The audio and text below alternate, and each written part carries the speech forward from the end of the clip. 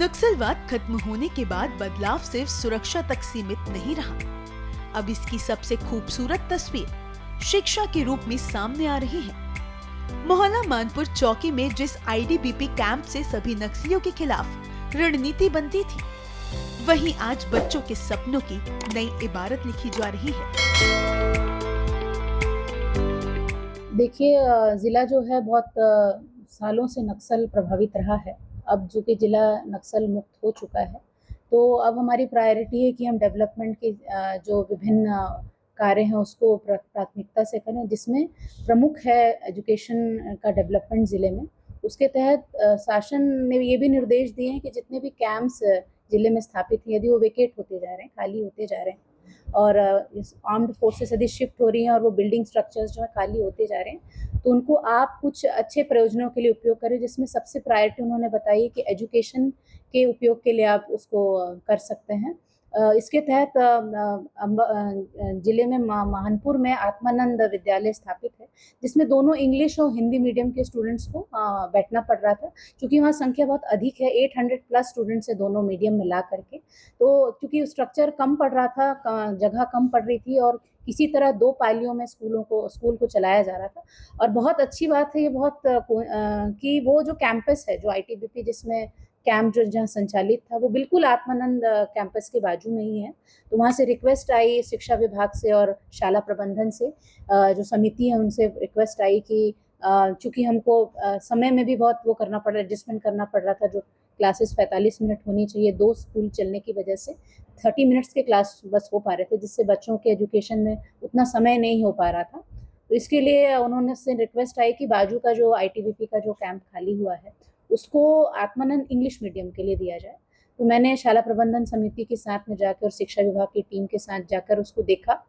Campus को बहुत अच्छे तरीके से मेंटेन्ड है और बहुत सारे कमरे हैं, और चूँकि वो उससे बिल्कुल लगा हुआ है, तो आत्मानंद का जो इंग्लिश मीडियम का जो ब्रांच है, वो उस कैंपस में हम लोगों ने निर्णय लिया है कि वहाँ पर संचालित होगा और हिंदी मीडियम पुराने कैंपस में। और यहाँ की जो दर्ज संख्या है समथिंग 1000 हैं, बच्चे हैं। इन बच्चों के लिए 2 शिफ्ट में कक्षाएं संचालित थी। अब आईटीबीपी भवन मिल जाने के कारण जिला प्रशासन के सहयोग से यह भवन मिल चुका है। अब नियमित रूप से हमें प्रथम पाली में ही पूरी क्लासेस संचालित होंगी और कक्षाएं चलना शुरू हो गया। कभी ये कैंप नक्सलियों से लड़ने की तैयारियों का केंद्र था। आज यही जगह बच्चों के भविष्य को संवारने का केंद्र बन चुकी है। जिस परिसर में कभी हथियारों की गूंज थी, वहां अब बच्चों की पढ़ाई और हंसी सुनाई देती है। मोहल्ला मानपुर चौकी से ये कहानी बताती है कि जब नक्सलवाद खत्म होता है, तो सिर्फ शांति नहीं आती, विकास भी कदम रखता है। I like to participating in English and many more school activities. In our school, there was many problems related to our classrooms, and after that we got the ITBP camp when the officers shifted in another place. There was a lot of problems related to the classrooms, and many more problems we have.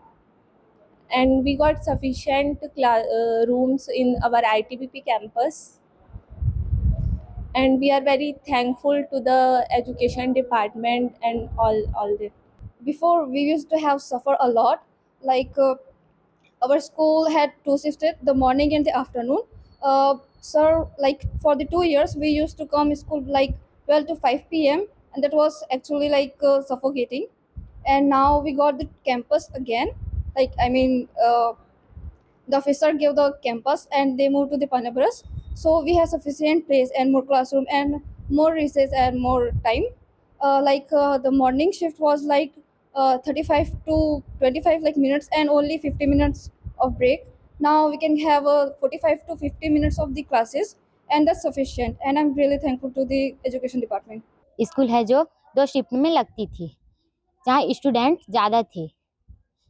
अभी नई building आ चुकी है, नई भवन का निर्माण हो चुका है, तो अभी दिक्कत नहीं आ रही है। धन्यवाद। ये कहानी सिर्फ एक स्कूल की नहीं, ये है उस बदलाव की कहानी जहां बंदूक की जगह किताबों ने ले ली है, डर की जगह सपनों ने और नक्सलवाद की जगह शिक्षा ने।